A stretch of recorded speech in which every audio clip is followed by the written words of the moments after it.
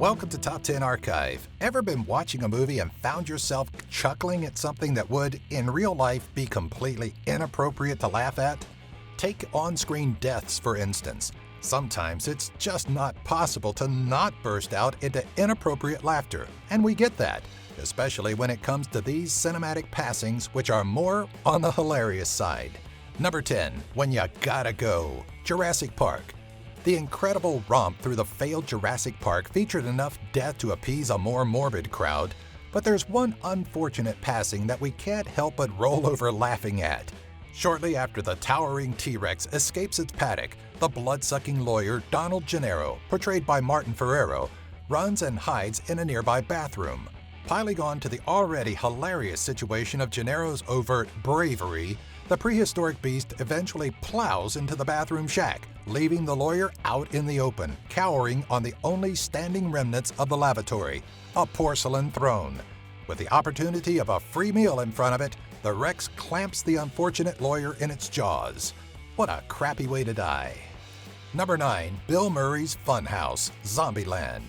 At the end of the world, there's one thing you can likely bet will still survive: Bill Murray's sense of humor.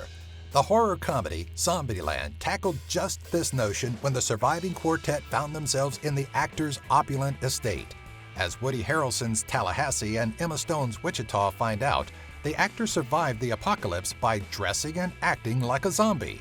In a stroke of true Murray genius, the actor, who plays himself, decides to play a little joke on Jesse Eisenberg's Columbus and Abigail Breslin's Little Rock.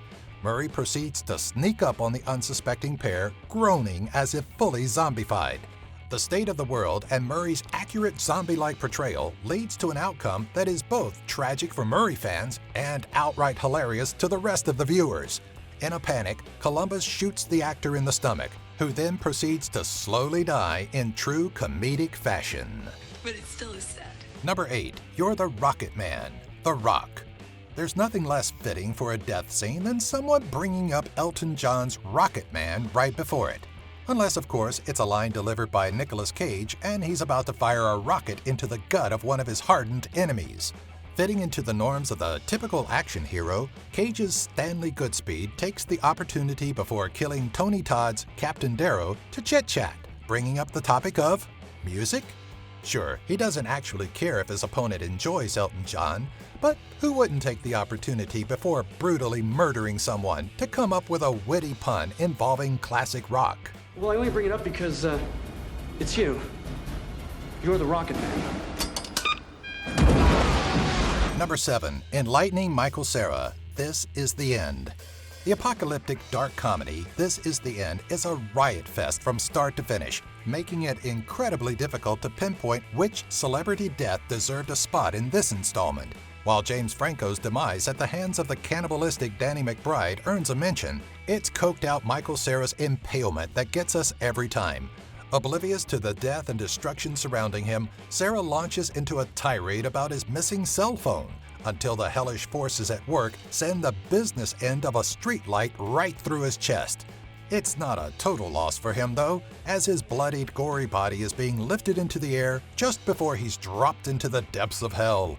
His mobile device rings from his back pocket. That's embarrassing. Number 6, Pee-wee's Final Bite, Buffy the Vampire Slayer.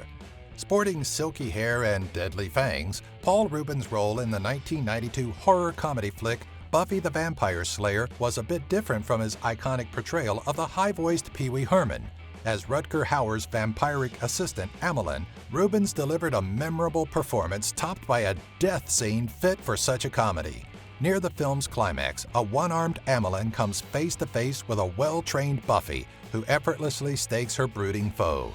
As his master serenades the audience on a violin, Rubens delivers a near 30-second death scene filled with pained grunts that practically mock the tragedy of his situation. Number 5, Soda Kills, Maximum Overdrive. They say soda kills. That's something they say, right? Well, regardless of if they actually do or not, for the purposes of Stephen King's Maximum Overdrive, they do. The black comedy follows the incredible events that unfold after a comet passes over Earth, giving life to otherwise inanimate objects. One such object winds up being a soda vending machine that takes vengeance out on an unsuspecting Little League team. While the movie is meant to have a comedic undertone, there's just something about a grown man getting pelted with soda cans until he's dead that just tickles us. Number 4. Look Both Ways, Night of the Dead. Sometimes a movie suffers from budgetary constraints. When that's the case, the viewer is often treated to wonderful masterpieces like this gem of a death scene in the 2006 B-horror film Night of the Dead. You don't need much of a setup for this plot-advancing screen, just that it's cinematic gold. As the mother-daughter combination failed to look both ways while passing a driveway, a rather inept driver crashes right into them. Cue a choppy scene change to lifeless dummies being thrown at the car while the driver does literally nothing to avoid running over the pair. And this is the kind of cheese you're left with. Number 3. Deagle, Deagle, Deagle. Gremlins. The Christmas dark comedy of Gremlins features some truly iconic scenes, such as an overly morbid telling of why one character hates the holiday season. But there's one specific happening that fills us with Christmas cheer every time we watch it. The curmudgeonly Mrs. Deagle proves to be a thorn in the side of every resident of Kingston Falls, but all of that changes when one greenie meanie toys with the wiring of her chairlift, sending the old Betty zooming up her spiral staircase and through a second-story window. Even for a movie as silly as Gremlins, watching Mrs. Deagle catch that kind of air is ridiculously face-palming, but still one of the funniest additions to cinema's most hilarious death scenes. Number 2. Roadkill, Meet Joe Black. The 3-hour fantasy drama Meet Joe Black is not in any way a comedy, but the moment you watch a youthful Brad Pitt meet one of cinema's most hilarious deaths to date, you kind of forget about the drama part. While there's typically nothing funny about a man being hit by a car, let alone 2, watching Pitt's body bounce from one windshield to the other like a twisted game of Pong is a lot funnier than it probably should be. Number 1. Live and Let Explode, Live and Let Die. How this one made it into the final cut of a James Bond film without someone pausing to question whether or not it was a bit too ridiculous is beyond us. But we're dang sure glad it wasn't left on the editing room floor. Bond, played by Roger Moore, finds himself in a heated battle with villainous drug lord Dr. Katanga. The two awkwardly tussle themselves into a nearby shark tank, where Bond thinks quick and shoves a shark gun pellet into his rival's mouth.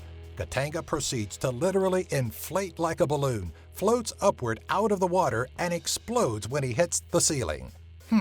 Absolutely nothing out of the ordinary there.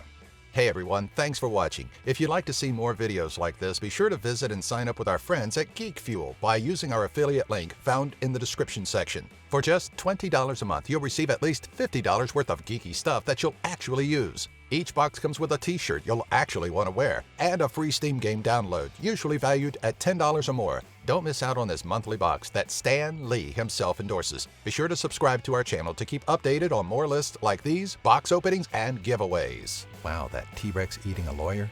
That must have left a really bad taste in his mouth.